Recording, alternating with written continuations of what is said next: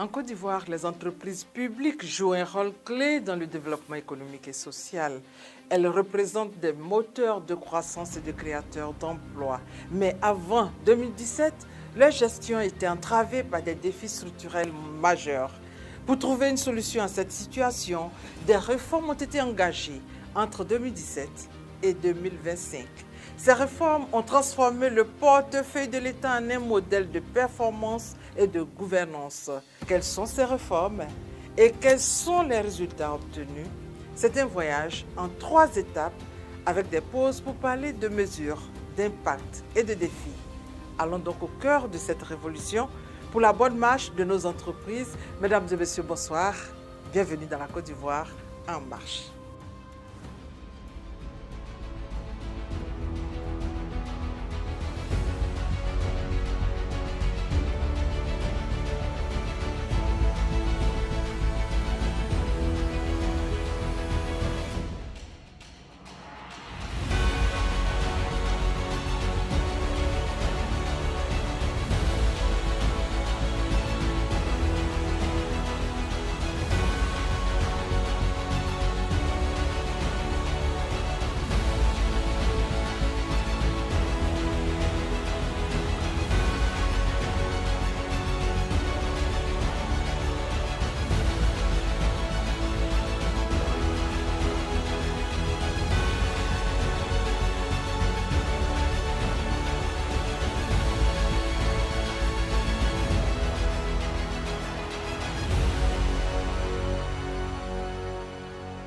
Avant 2017, le portefeuille de l'État, composé de nombreuses entreprises publiques, faisait face à des obstacles structurels qui freinaient son potentiel.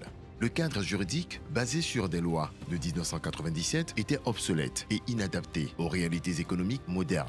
Les entreprises publiques, qu'il s'agisse de sociétés dans l'énergie, les transports ou l'agro-industrie, étaient gérées sans objectif de performance clair. Le suivi était indifférencié, ne tenant pas compte des spécificités de chaque entreprise.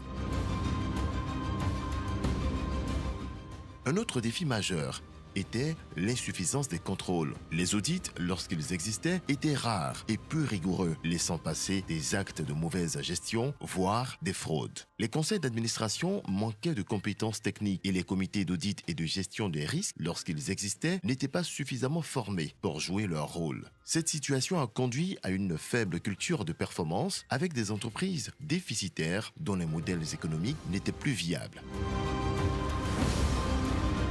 Enfin, l'absence de mécanismes rigoureux pour suivre les recommandations issues des audits aggravait la situation. Les assemblées générales ordinaires, AGO, n'étaient pas toujours tenues dans les délais réglementaires et les risques financiers n'étaient pas anticipés.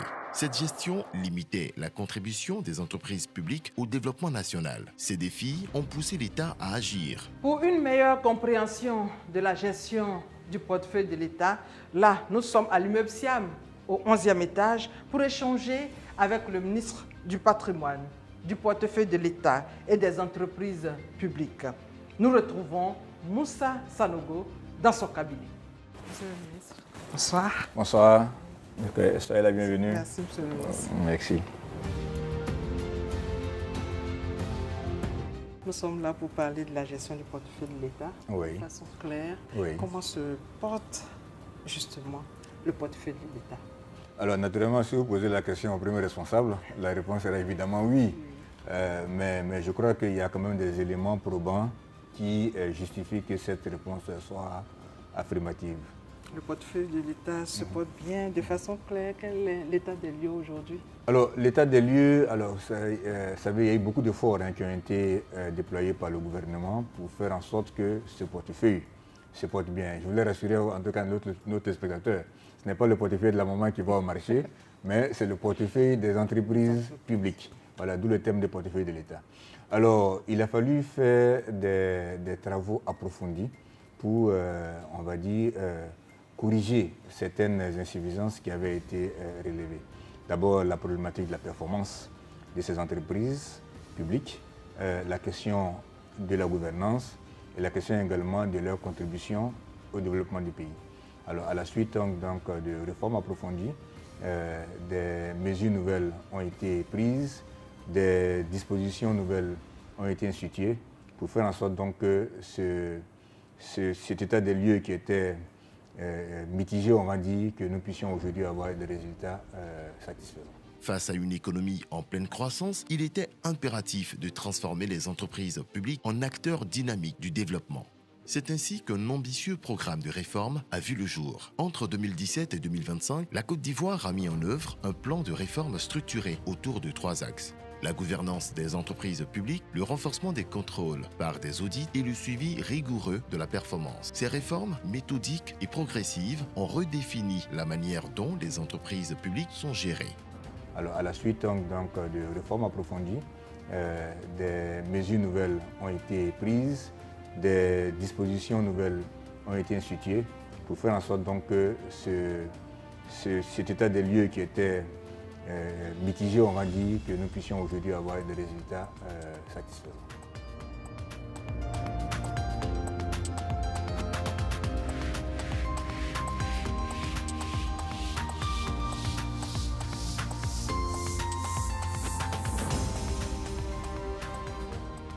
Le premier pilier des réformes concerne la gouvernance. Dès 2019, l'État a investi dans la professionnalisation des acteurs clés des entreprises publiques. Pas moins de 452 administrateurs, 61 directeurs généraux et directeurs généraux adjoints ont suivi des formations pour renforcer leurs compétences en gestion et en stratégie.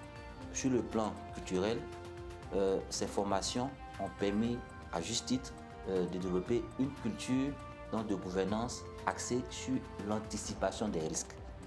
Voilà, donc ça c'est très important, parce que quand on est dans l'anticipation, on permet justement de mettre en place des dispositifs qui permettent de mitiger les risques et d'assurer un meilleur pilotage.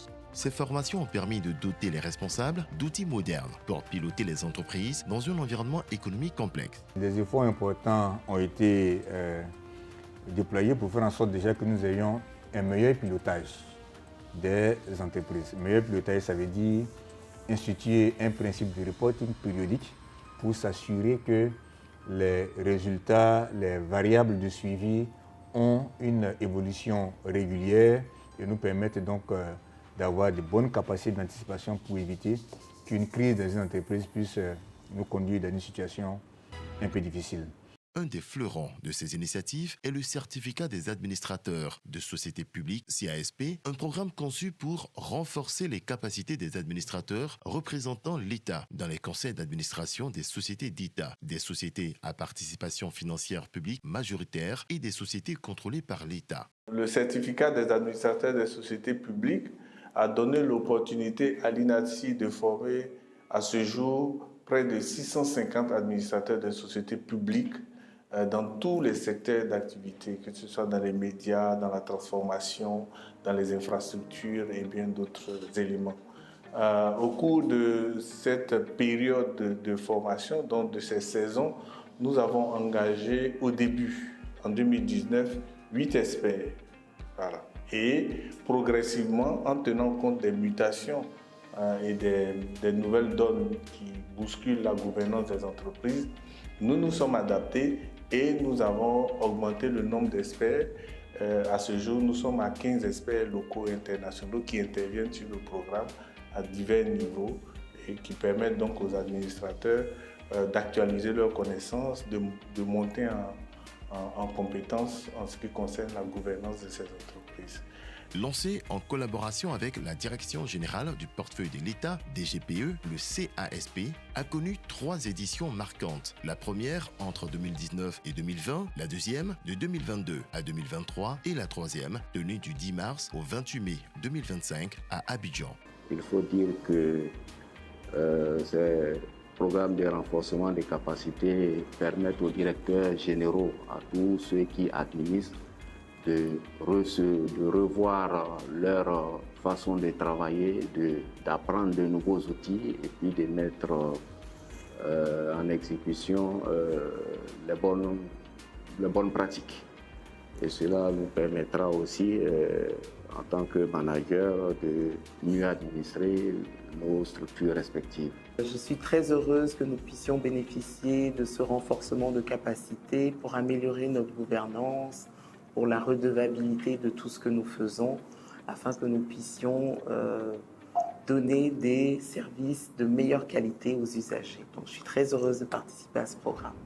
Animées par des experts, ces formations ont permis aux administrateurs de disposer d'outils concrets pour optimiser la gestion et la performance des organes d'administration. Des gestions des personnes hautement formées qui ont des expériences 10 ans, 15 ans, dont on a fait la crème au niveau de l'administration.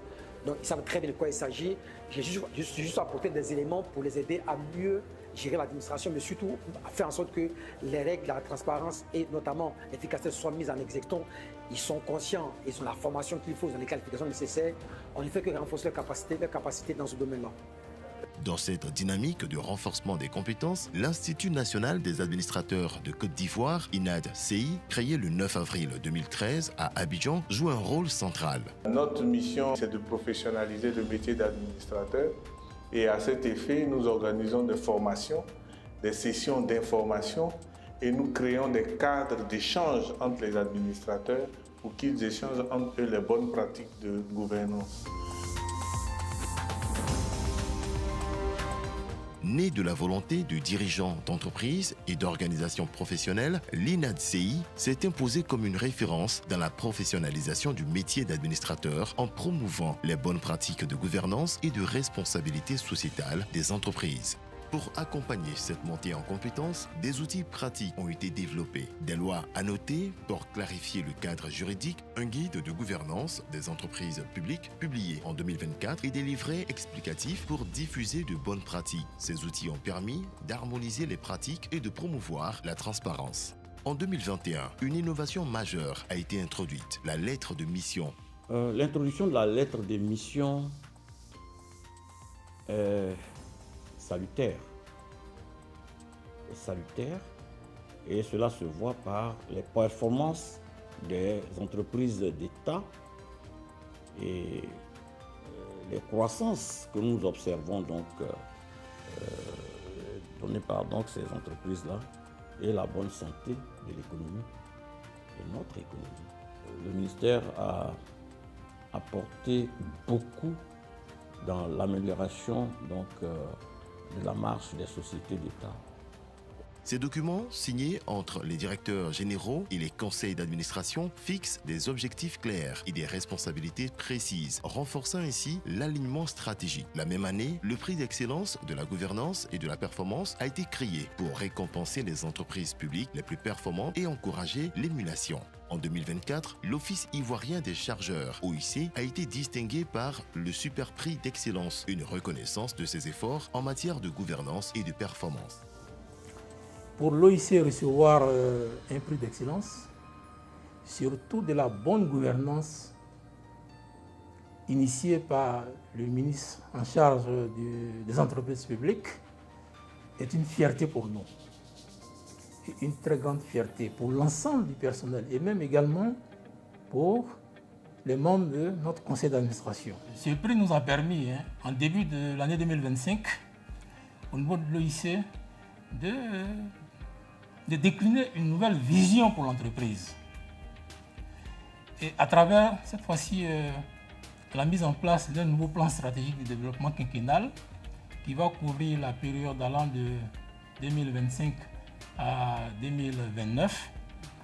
Et à travers ce nouveau plan stratégique de développement, nous voulons faire de l'Office ivoirien des chargeurs un véritable catalyseur d'une logistique nationale moderne et durable au profit, sinon au service des chargeurs de Côte d'Ivoire.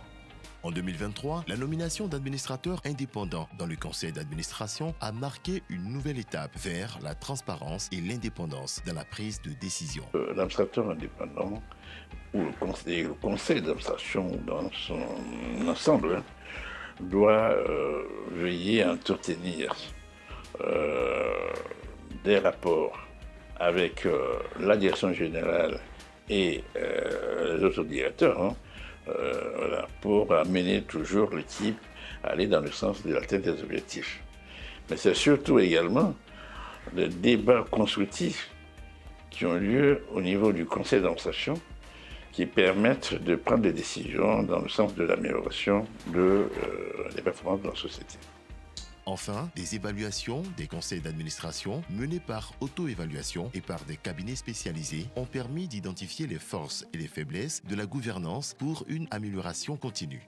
Le deuxième axe de réforme porte sur le renforcement des contrôles. Nous allons également travailler à faire en sorte que la direction générale du portefeuille de l'État, qui est la structure, qui est un peu le bras technique du ministère, soit davantage renforcée. Parce que les questions de suivi d'entreprise publique sont des questions pointues. Donc il y a besoin qu'on ait des gens de qualité, qu'ils aient des outils de qualité qui font en sorte qu'in fine, on ait un résultat de qualité qui permet d'améliorer les conditions de vie des populations. Dès 2018, l'État a introduit une approche innovante, la modulation des audits en fonction des critères de risque ou d'inactivité des entreprises. Cette méthode a permis de concentrer les efforts sur les structures les plus vulnérables, optimisant ainsi les réformes et améliorant l'efficacité des audits. De façon périodique, les entreprises sont auditées, mais il faut rassurer les Ivoiriens. Un audit est un acte de gestion. Ce n'est pas un acte de police. C'est pour faire en sorte qu'on améliore les performances de l'entreprise. Donc, quelquefois, quand on dit on a envoyé une mission d'audit, alors ça veut dire qu'il y a des situations graves qui se passent. Non. C'est quelque chose de normal dans la vie d'une entreprise. En 2022, les comités d'audit et de gestion des risques, CAGR, ont été évalués pour mesurer leur efficacité. La modulation de l'audit est un principe qui a été introduit en 2019 pour améliorer l'efficacité des audits dans les entreprises publiques. Alors, comme je disais, la DGPE gère en fait tout le portefeuille de l'État. Il gère plus de 80 entreprises. Donc, la vraie question, c'est comment est-ce qu'on audite 80 entreprises de manière efficace et au moindre coût.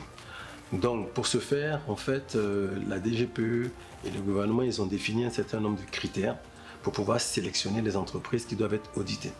Il y a des critères qui sont liés au déficit budgétaire, donc c'est à l'exécution du budget. Et donc, s'il y a des entreprises qui présentent des déséquilibres budgétaires au bout de 2 années, à ce moment-là, il y a une alerte et il faut qu'on regarde ce qui se passe.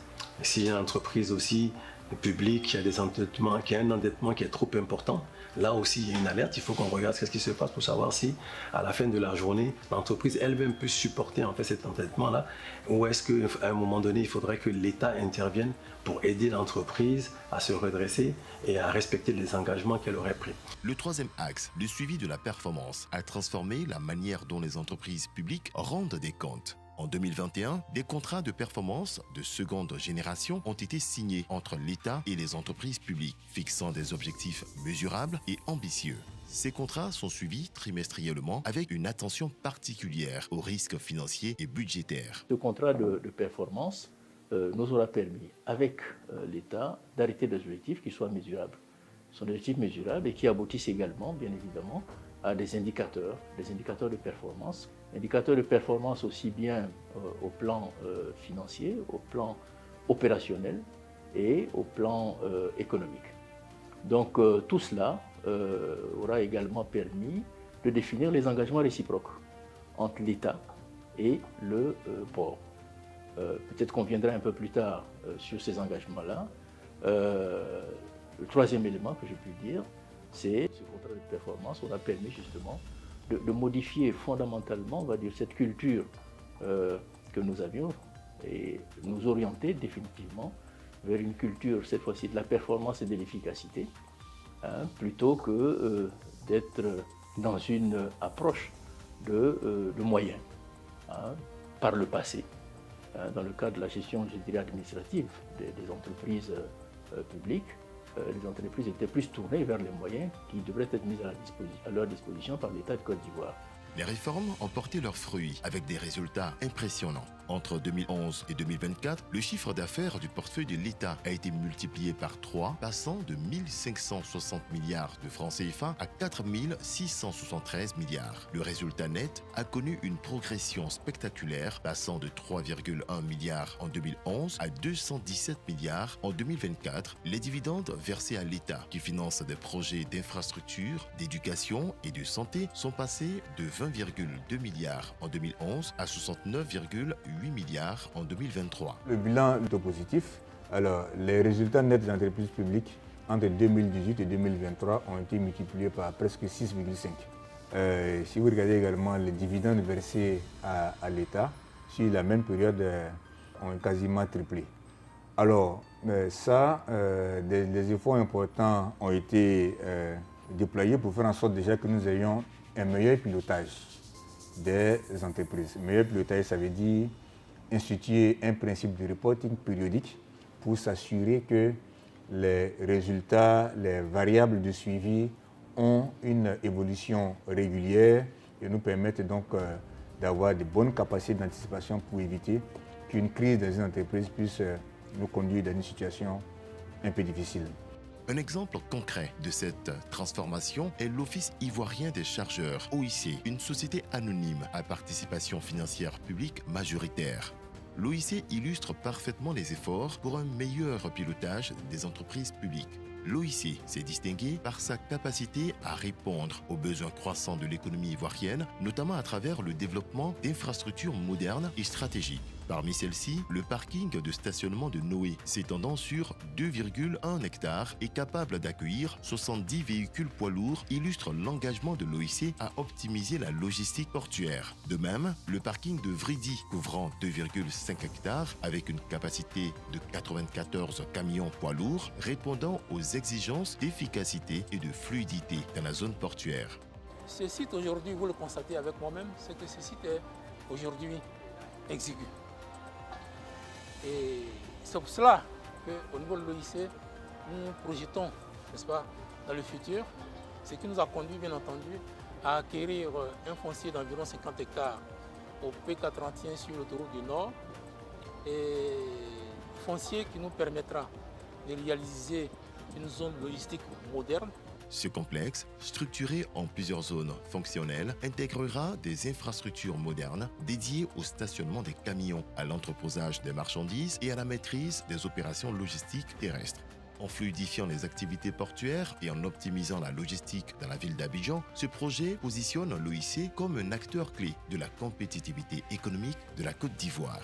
En 8 ans, de 2017 à 2025, la Côte d'Ivoire a transformé son portefeuille d'État en un modèle de performance, de transparence et de gouvernance. Grâce à des réformes audacieuses, des administrateurs formés, des audits rigoureux et un suivi strict des performances, les entreprises publiques sont devenues des acteurs clés du développement national. Les chiffres parlent d'eux-mêmes. Un chiffre d'affaires multiplié par 3, des dividendes records et une gouvernance modernisée. On se permet de rêver d'avoir un portefeuille grand, de rêver d'avoir un portefeuille performant, de rêver d'avoir un portefeuille qui fait, on va dire, hisser le drapeau ivoirien haut et que chacun, aussi bien dans la sous-région que plus globalement sur le continent, puisse reconnaître la qualité du travail que nous faisons.